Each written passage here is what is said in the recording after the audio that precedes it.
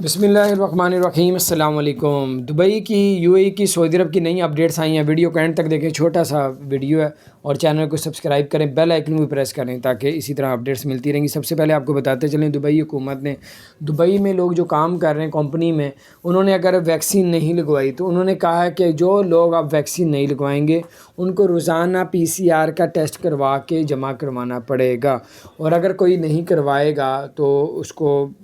کیا کیا جائے گا، جرمانے کیے جائیں گے۔ وہ ابھی اپڈیٹس نہیں آئیں، لیکن انہوں نے یہ سختی سے کہا ہے کہ ویکسین لگوائیں، جنہوں نے ویکسین نہیں لگوائی اس کو روزانہ کرونا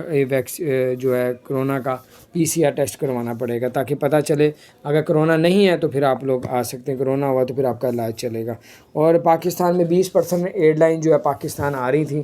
اور اب 100 میں سے 20% 80% پروازیں بند کر دی تھیں، اب 20 سے انہوں نے 10% اور بڑھا کے 30% تک کر دی ہے۔ اب 30% تک پاکستان فلائٹیں آ سکیں گی اور جا سکیں گی۔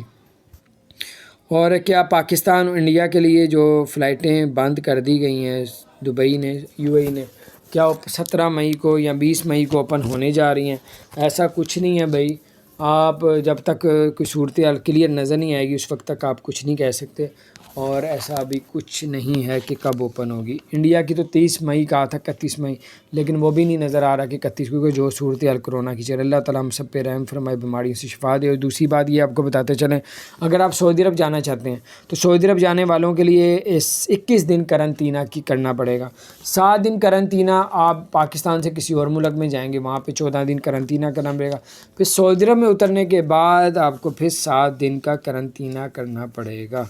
اور آپ کو یہ بھی بتاتے چلیں، کیا 17 مئی کو پاکستان کے لیے فلائٹیں اوپن ہونے جا رہی ہیں، اس کے بارے میں آپ کو بتاتا ہوں کہ کیا 17 مئی کو بھائی کوئی فلائٹیں ابھی اوپن ہونے نہیں جا رہی، اللہ کرے ہو جائے، لیکن ابھی جو کرونا کی صورتحال ہے مزید سختیاں کر رہے ہیں، نرمیاں نہیں کر رہے۔ اور بہت سے لوگ کہہ رہے ہیں کہ کیا ابھی فلائٹیں بند ہیں، کیا ہم ویزا لگوا لیں؟ اب ویزا نہ لگوائیں، کیونکہ فلائٹیں اگر لگوا بھی لیں گے تو آپ کا ویزا ایکسپائر ہو جائے گا، پیسے ضائع جائیں گے۔ فلائٹیں بھی بند ہیں، انڈیا کی، پاکستان کی، بنگلہ دیش کی، نیپال کی، ان ملکوں کی بند ہیں، تو آپ لوگ نہ